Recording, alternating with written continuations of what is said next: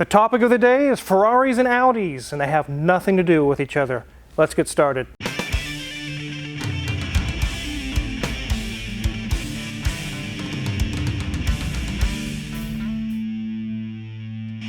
This has been in the shop for a little while. You guys have been seeing it. We're actually going to take a look at it today. But before we dive into this really nice Ferrari 550, let's go take a look at the Audi. You guys remember that I bought it from the customer because they were going to scrap it. Let's go take a look. I promise you guys, that is an Audi, even though it doesn't look like one right now. This is the 2012 Audi Q5 that you guys saw a video on not too long ago, where the valves were burnt and the customer pretty much stated, if it's over $1,000, I'm done. I'm going to send this thing to the junkyard. She was adamant. Some of the people in the comments said that I took advantage of the lady. That's not the case at all.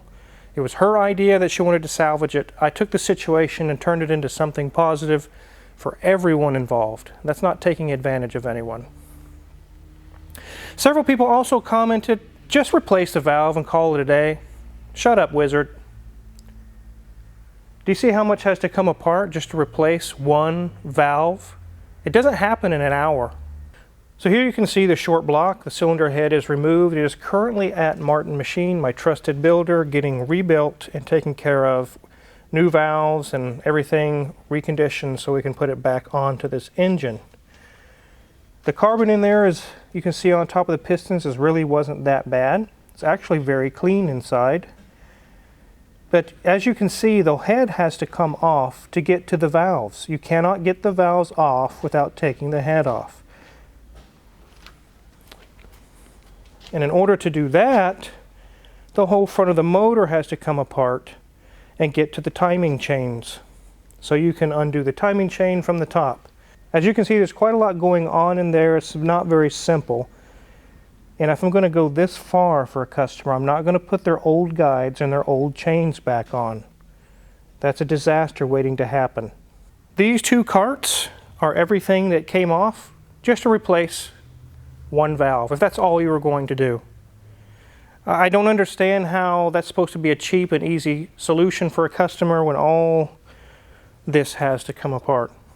Some people commented, well, the reason why those valves burned up, wizard, is because you didn't do the carbon cleaning procedure properly. There's tons of carbon in that intake. That's what did this car in. Wrong. Let's take a look at the intake. There's nothing but normal carbon deposits on there. It was cleaned not too long ago, and it has accumulated a little bit more, but there's nothing in here that's going to burn the valves. Audis are not known to be reliable. If you're going to buy an Audi and say, I expect it to be like a Toyota, you really need a reality check. It's not going to happen.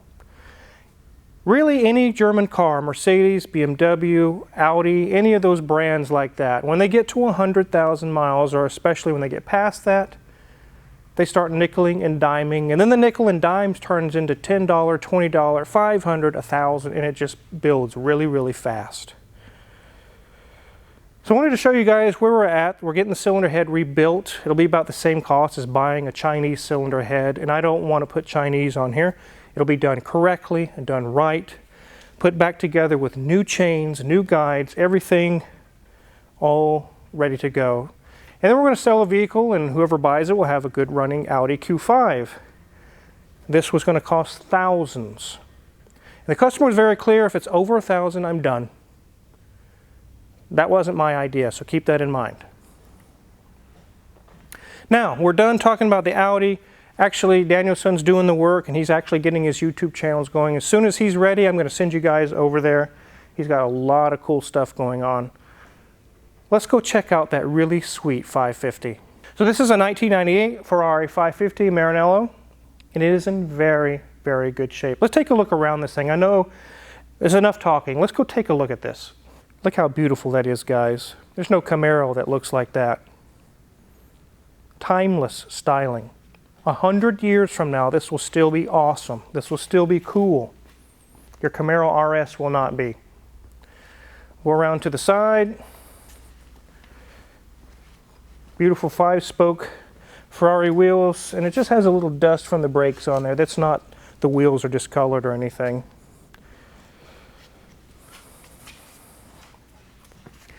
These cars are very, very cool.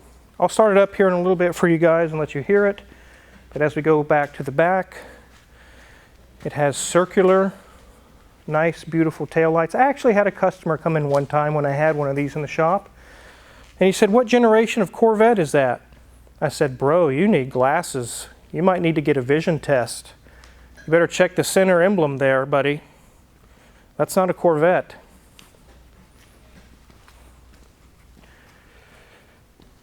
And down that side is also just as beautiful. Let's go ahead and hop under the hood. Look at that beautiful V12 goodness.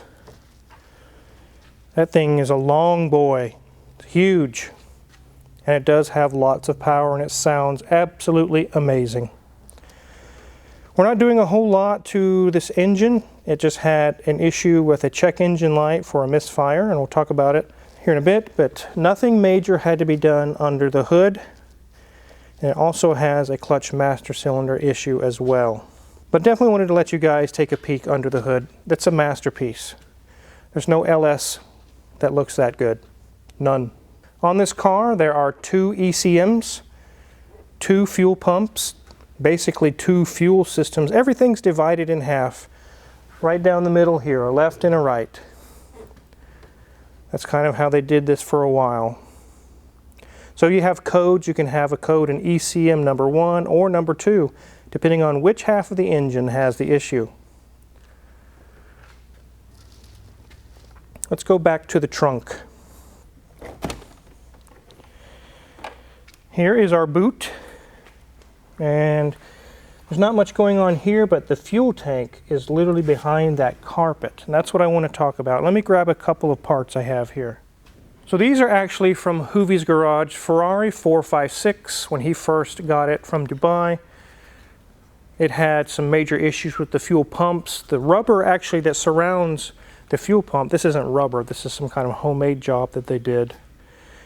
But it disintegrates into powder. You can see the black staining in there. It just literally disintegrates into powder.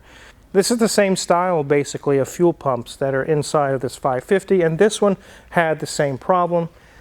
Obviously, they didn't try to use cork gasket and a hose clamp to fix this. It just disintegrated, which is a common issue. When it happened to this 456, they didn't fix it properly. They did this. And I had to fix this 456 and go through the system and flush it out, and it was bad. But anyways, I have a fix for these that uses fuel pumps for a Kia Rondo. In the description below is actually a link to that video where I actually show one assembled.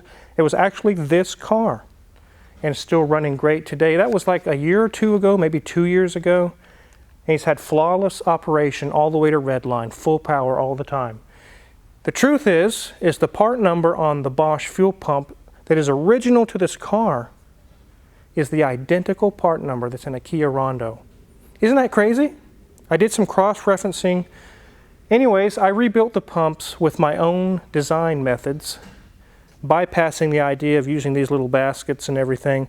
I use a normal pickup sock, a fuel sock, just like every other 500 million cars that are on the planet. And it works great. Make sure you check out that video. It has all the details in it. That's basically what I did to this one. So if you own a Kia Rondo out there, you have a Ferrari sourced part in your fuel tank. Isn't that crazy? No, you don't have a Ferrari. It's not going to go faster because of that.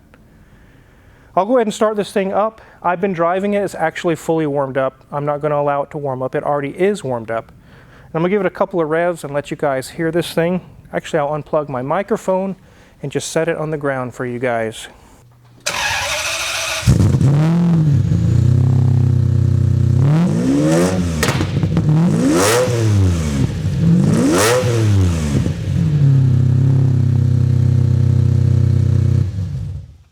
Does your Mustang sound like that? No. No amount of money will ever make it sound like that. I don't care if you have 30 grand into it. This is an amazing, amazing car. Danielson's been working on it, obviously, because he was a Ferrari certified mechanic at Tampa Bay, Florida, Ferrari dealership for many years. He loves Ferraris. If you have Ferraris, if you have one of these, or a 360, 355, 348, 458, I could go on and on. Send us your car. He would be very, very happy to work on your car. He loves Ferraris. As I mentioned, it had a check engine light. It had a misfire on cylinder 3 and 4. We checked a few things, checked coils, checked plugs, checked wires. We didn't find any issues. Fuel pressure was fine on both sides. And then we realized this thing is almost out of fuel. It's literally on E with the fuel light on. Very likely what happened is took a turn or something too fast. It's almost out of fuel and it actually sucked up air. We put about 5 more gallons in it, road tested it, gone. No trouble at all. Full power, no misfires. It just got a little air in the system. We verified that because before we added some fuel to the system, we hooked the fuel gauge to that particular rail and pushed the fuel release button, and there's a lot of air coming out. So once we refilled it with some fuel, the air bubble situation went away. Luckily, that's all it was, low on fuel. Let's take a look real quick at the clutch slave cylinder. It's literally leaking on the carpet.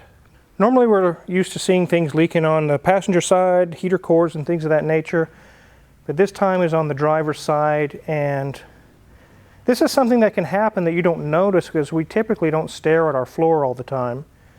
And we've caught it just in time. It was just starting to make some coloration on the carpet. We've actually got the part ordered. I use AMH Exotics for all my exotic parts. It's on order. It'll be here probably this week.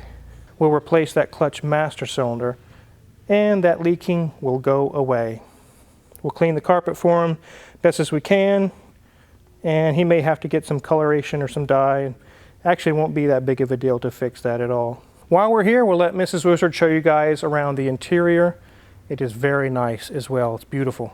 Okay, ladies and gents, being that this is a 98, we don't have the high-tech, fancy, digitized dials and gauges and whatnot. No, we've just got standard gauges that run when we are moving the car. We do have a regular dial odometer, and you can see there that it says 39,335 miles, so not terribly many. As we move up, you can see that the dash is in immaculate condition. Obviously, if you have a Ferrari, you don't park this in front of your house. It is in the garage and it is nicely stored and kept away. The dash is looking great, leather wrapped though. We've got some leather gauges up here in that center section, keeping track of that fuel gauge, which is maybe the reason that it's way over to the side. Maybe it got missed. Analog clock and our temperature gauge as well. As we move down, you'll see we have round vents and some interesting little pulls for all of our various little, well, there's not a whole lot going on there. There's the fuel door, the trunk, rear defroster, not a whole lot going on there. And apparently one option that was apparently not used. Simple HVAC controls. They did add a nice new Kenwood stereo because of course we can tell this is not original because it has things such as Sirius XM, Pandora, and iHeartRadio, and Bluetooth, none of which was really around in 1998. As you can see, we have a 6-speed manual transmission on here with our gated shifter. This would be a blast to drive. As we move down, you can see you got some more little controls here. Not a whole lot. Ooh, a hidey hole. Let's check it out. No, it's a locked hidey hole. I would imagine this would have been a cigarette lighter or cigarette one, or maybe, but it doesn't open for some various reason. Now, this is a seat. Look at that nice ribbing on there, serious bolster on the sides, and our prancing pony right there on the headrest embossed in. Door cards are looking very nice as well, more leather, and looking fabulous. Little bitty pocket over there, map holder, not much in there, and we do have lovely personalized Ferrari floor mats, which hopefully will be okay. Hopefully the floor mat, if anything, if that stain on the driver's side is a problem, hopefully he can just replace the floor mat and not worry about the base carpet underneath. They don't pretend on this car. There is no back seat, no half back seat, nothing that you have to cut your legs off to sit back here. You ain't sitting back there. There is no room for more than 2 people in this car. They have added this. This is an aftermarket version of this leather-coated shelf, and you can tell because the white stitching on this doesn't match perfectly. It matches in color, but doesn't match the stitching on our seat. If it would have come stock originally, the stitching would have been matching. But nonetheless, it is custom built for this car and looks absolutely perfect. Okay, ladies and gents, we're back to the steering wheel. And we're not pretending with the Ferrari. They don't put buttons on here. We're not controlling the radio. We're not controlling our phone. We're not doing anything on here but driving and honking the horn to tell the people to get the heck out of the way. That's all that's happening here. Again, they did tuck an airbag back behind that prancing pony, so in case something bad, detrimental did happen, at least you're going to be safe. But that's it. There's nothing else going on there. Just you driving down the road. This thing is absolutely amazing. Let's go see what the Wizard has to say. Mrs. Wizard is correct. This is a driver's car. It doesn't have heated and cooled seats and GPS and fancy all kinds of stuff and get on the internet on your dash, and it doesn't have all that stuff. This is back when you focus on the car, you listen to the car, you listen to the sound of the engine revving, you're driving it, you're in control of the car, you become one with the car, and together you enjoy the experience of driving the car. It's not about if you can check out your Facebook notifications on your dash. That's not what this car is about. So once the clutch master cylinder arrives, we'll get that replaced, and that'll solve that. We've already solved the issue with the check engine light, and this car will be ready to rock for this summer and be back on the road, cruising and enjoying, because it's a driver's car. Definitely wanted to show you guys the situation on the Audi and kind of an update on what's going on there. We're just waiting on the cylinder head to come back from being rebuilt. Then it will start going back together. Don't forget to check out the video in the link below. It shows how I did the fuel pumps on this. It is a very easy fix. Instead of paying thousands and thousands and thousands, it's less than half for me to do that job on this, and it runs perfect. It has all the pressure it's supposed to have, all the flow rate, everything matches perfectly. If you're curious what kind of tools that Danielson is using on this car, or that we use in any of these cars in the shop, check my Amazon affiliates link in the description below. We get a small cut and we really appreciate it. And make sure to hit the subscribe button, because as you can see, we have a full shop, which means tons of videos for you guys, and you don't want to miss out. Thanks for watching.